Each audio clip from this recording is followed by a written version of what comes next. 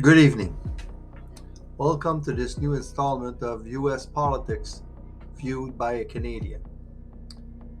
Tonight, I'm taking a look, I'm back in history, on the events of January 6, 2021, and the stolen elections allegations.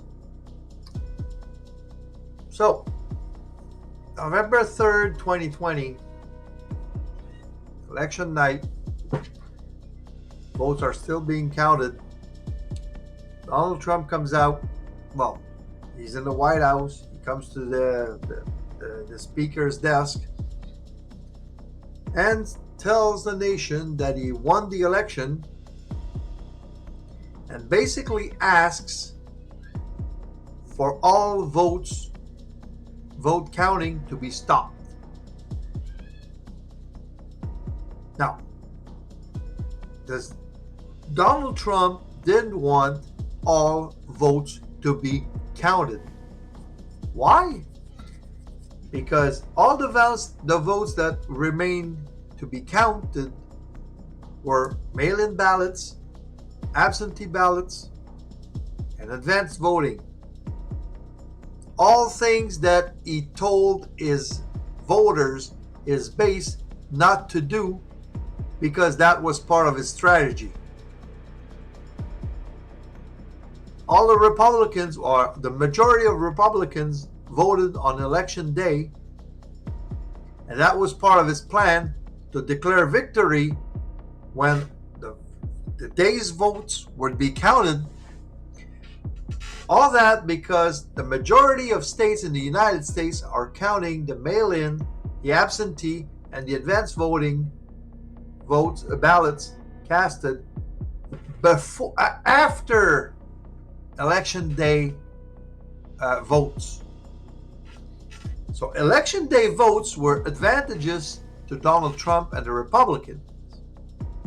But mail-in, absentee, overwhelmingly advantage the Democrats. Because Democrats told their voters to take advantage of advanced voting by mail, because of the pandemic.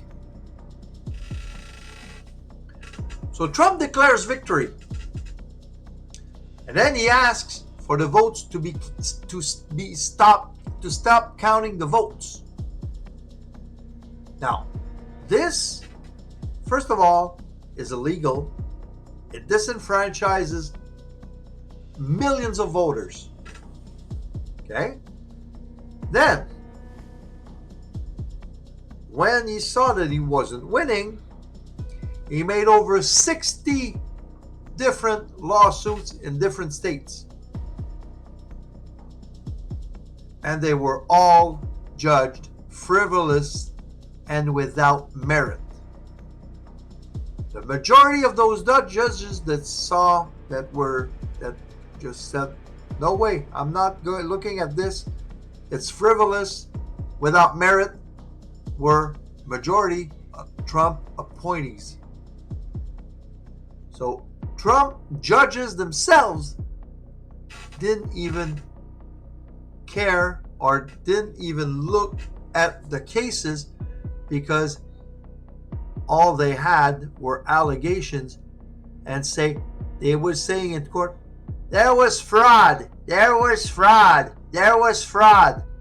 And when the judge asked for evidence, well, there was fraud. They didn't have any evidence of anything. So then Trump started doing something else. And he tried in so many ways to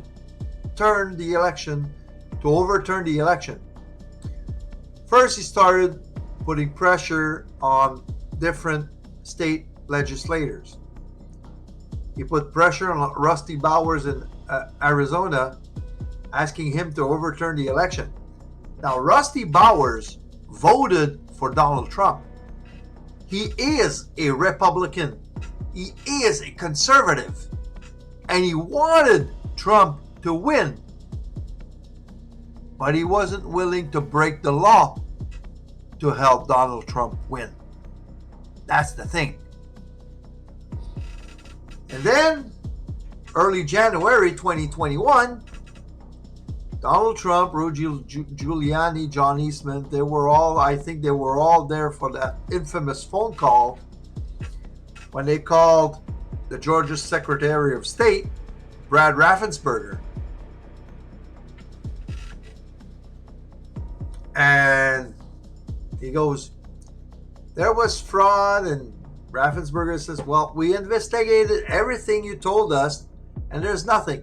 All the numbers that Trump would come up with, Raffensperger would push back on him and say, no, that your data is not right.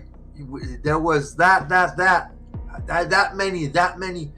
But Trump was talking about tens of thousands of dead people voting. Example, and Raffensperger spoke about 2 or 3.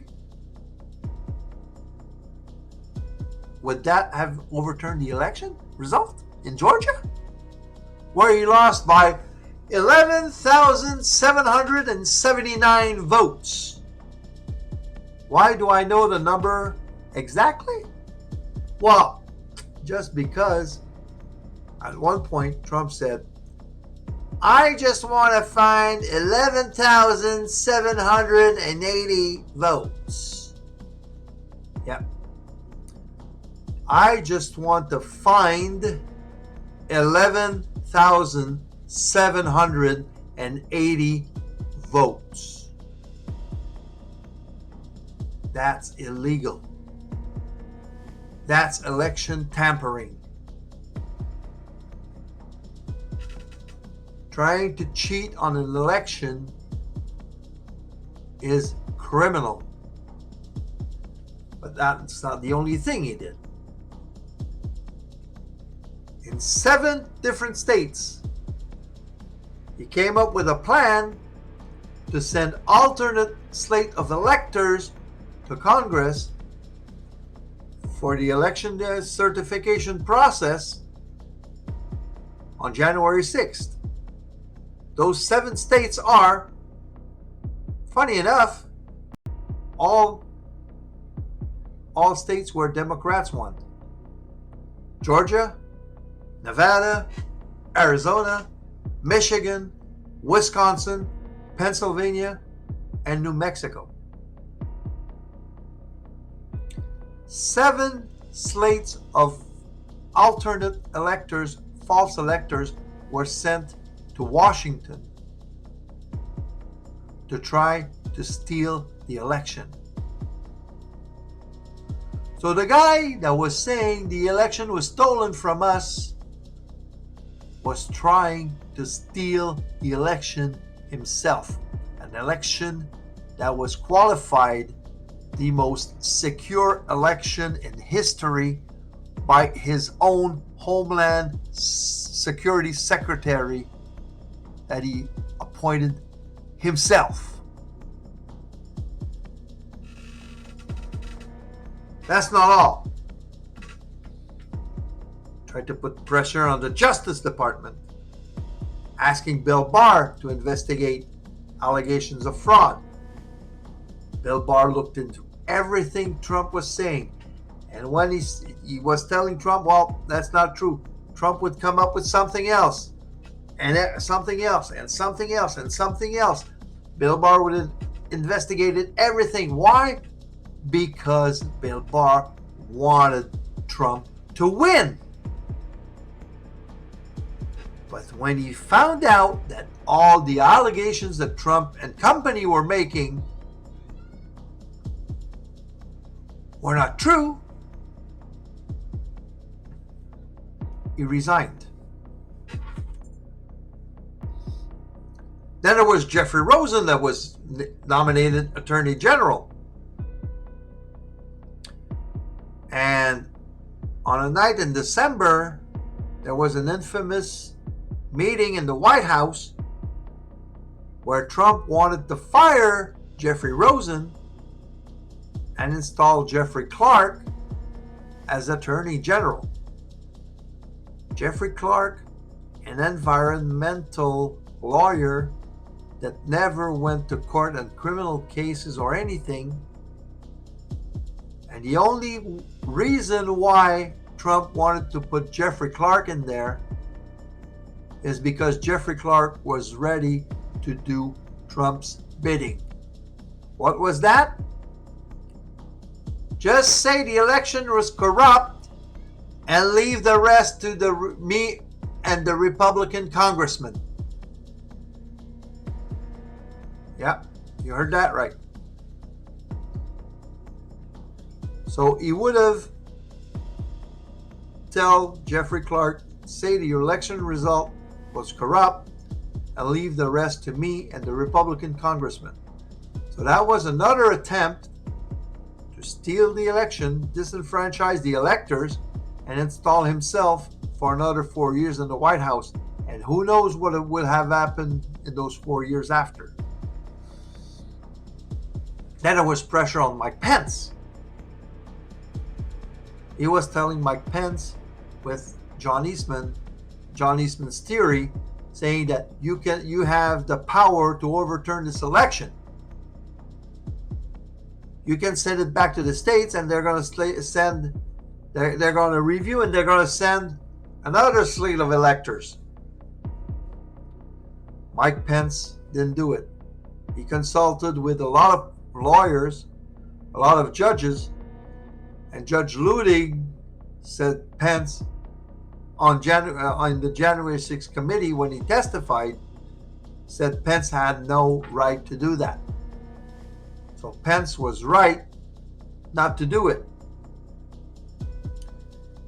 Now, if a vice president had the power to overturn the election in favor of whoever he wants, don't you think that Al Gore would have taken advantage of that in 2000? Mike Pence said it himself. The election are property of the people of the United States, not one person.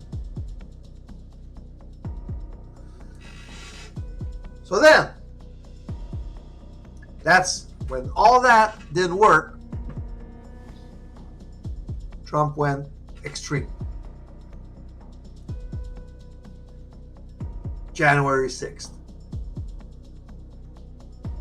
When he summoned the mob, telling, come to Washington on January 6th, be there, will be wild. Be there, will be wild. It was wild. Now, then he sent the mob to the Capitol. And I know Trump supporters say, well, he told them to peacefully walk to the Capitol. Peacefully, huh? Yeah, he said that once during his speech at the Ellipse. Once. How many times did he say, fight like hell? Or fight? Or John Eastman saying, it's time to take names and kick ass. Or Rudy Giuliani, let's have trial by combat. Are those peaceful words? Not in my book.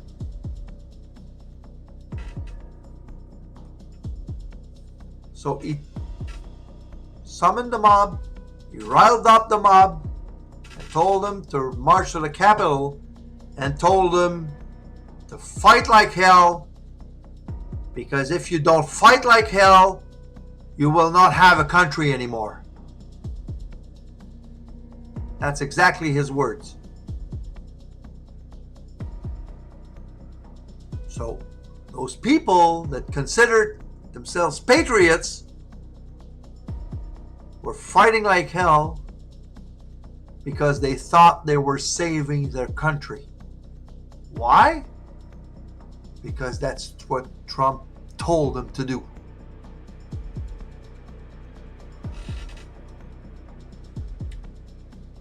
Then for over 3 hours, he didn't call off the mob. Exactly 187 minutes. 187 minutes during which his family, his staff were telling him, call him back, send him home. He chose not to. He was watching the whole thing on TV in his private dining room in the White House. And apparently he was happy about it. And then he tweeted at 2:28 p.m. Mike Pence didn't have the courage to do what's had to be done. And that's when the crowd, the mob, the insurrectionists started chanting, "Hang Mike Pence. Hang Mike Pence."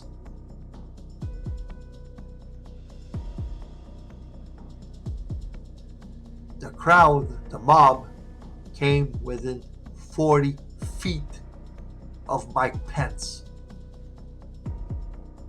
If they would have grabbed him, Mike Pence wouldn't be alive anymore. All because of Donald Trump. Fortunately, he was able to escape and put into safety. Now, the Capitol Police are heroes. They did their duty. They held off the mob until all the representatives, all the senators, even the Republicans that riled up the freaking crowd themselves, like Josh Hawley, going before the crowd and then running like a freaking coward in Congress back and forth, in Congress Hall back and forth. I'm scared. Yeah, that was Josh Hawley riding up the crowd and then running scared because of what they were doing.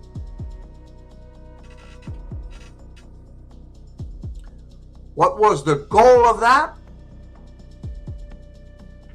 Two things. Well, mainly one thing. Overthrow the government and prevent the certification of Joe Biden's victory. That was the goal. Now, if Nancy Pelosi, Mike Pence, Alexandria Ocasio-Cortez, or any other Democrat, Mike Pence being a Republican, of course, would have been grabbed by the mob and hung, he would not have cared. Like all those police officers, like Brian Sicknick, that died after those events of a heart attacks, and the 3 or 4 police officers committed suicide after January 6th because of what they lived through and couldn't take it. He didn't care. The only person he talked about that died on January 6th was one of the insurrectionists saying that a patriot got shot. Those people are not patriots in my book. Not at all. They are traitors to the nation, to the United States, and they are being tried right now, and a lot are paying for it with prison time. I talked earlier about 187 minutes. That's when he called off the mob. Why? Well, only when Donald Trump realized that his plan would not work, or he thought that the paralyzed Congress, that they would not certify the election after that, then he called off the mob, telling them, go home, we love you, you're special. And funny enough, everyone left the Capitol. So you're going to tell me that those people were not there at his orders and they didn't listen to him? So if he would have called off the mob, they would have listened to him and go home. No. He waited 187 freaking minutes until he saw that his plan wouldn't work.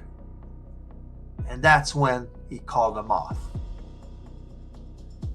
When he thought that Congress couldn't certify Joe Biden's victory, that's when he called them off.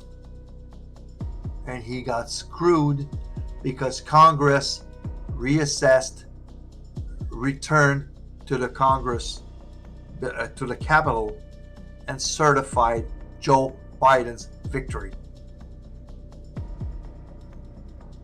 Donald Trump is a criminal. Donald Trump is a seditionist. Donald Trump is a wannabe autocratic leader. And if he returns to the White House, I really hope not. I really hope he's going to get indicted and prosecuted and found guilty of sedition, obstruction, and guilty of the document scandal, guilty for January 6th. So he doesn't have the right to run for president again for life. That man's a danger to democracy. That man is a danger to your republic. And he must not be in the White House. What was his comment last weekend? He basically called for the termination of the Constitution. You know what that means? Termination of Constitution means you make a whole new Constitution, whole new set of rules, whole new set of election laws. So what would prevent Donald Trump from transforming your constitutional republic into an autocratic state with him as president for life, like his friends Vladimir Putin, Xi Jinping, and Kim Jong-un? Think about that. Have a nice evening.